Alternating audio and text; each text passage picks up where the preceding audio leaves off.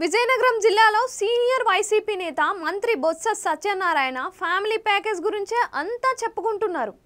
బంధువులు, సన్నిహితులు, స్నేహితులు, అస్మదీలు ఇలా అంతా ఆయన వారే ఎక్కడ చూసినా కనిపిస్తున్నారు. విజయనగరం జిల్లాలో 2019లో జగన్ బొత్స ఎవరికి టికెట్ అంటే వారికే ఇచ్చారు. ఈసారి కట్టింగ్లు ఉంటాయని విపరీతంగా ప్రచారం సాగింది. కానీ ఒక్క అభ్యర్థిని కూడా మార్చలేదు. సరికదా బోనస్గా ఆయన సతీమణికి విశాఖ వంటి ప్రముఖ నగరానికి ఎంపీ సీటు ఇచ్చారు. దీంతో బొత్స పలుకుబడి జగన్ వద్ద ఏ స్థాయిలో ఉందో అన్నది వైసీపీ లోపల బయట నడిచే టాక్. ఇదే విషయం మీద ఒక ఛానల్ ఇంటర్వ్యూలో బొత్స మాట్లాడుతూ ఫ్యామిలీ ప్యాకేజ్ అన్నది ఏదీ లేదని అన్నారు. తాము నామినేటెడ్ పదవులు తీసుకోలేదని గుర్తు చేశారు. అంతా ప్రజల నుంచి నెగ్గిన వారే అంటున్నారు, గెలుస్తున్నారు, సమర్థులు అని మాత్రమే టికెట్లు ఇస్తున్నారు తప్ప ఫ్యామిలీ వారు అని ఎక్కడా లేదని సమర్థించుకున్నారు. ఇక తాను 1999లోనే ఎంపీ అయ్యాను అని ఆయన చెప్పారు. విషయం ఏంటంటే 1999లో బొత్స ఎంపీ అయ్యారు. అప్పుడు ఆయన తమ్ముడు సహా ఎవరూ పదవుల్లో లేరు. అలాగే 2004లో కూడా బొత్స ఒక్కరే చీపురుపల్లి నుంచి పోటీ చేసి కాంగ్రెస్ తరపున విజయం సాధించారు.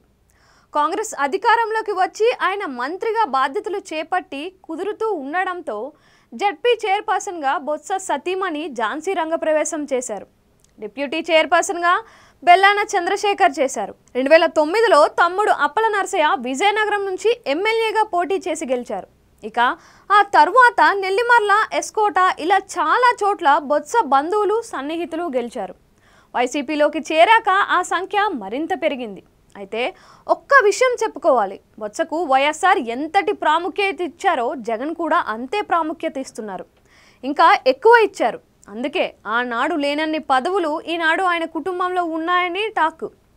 వైఎస్ఆర్కి జగన్కి తేడా చెబుతూ బొత్స ఒక మాట అన్నారు, జగన్ అందరూ చెప్పింది వింటారు అని, ప్రజలకు ఏది మేలో ఆ కోణం నుంచే దాన్ని అమలు చేస్తారు అని.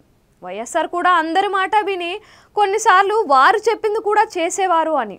ఏది ఏమైనా జగన్ గొప్ప పాలకుడు అని బొత్స కీర్తిస్తున్నారు.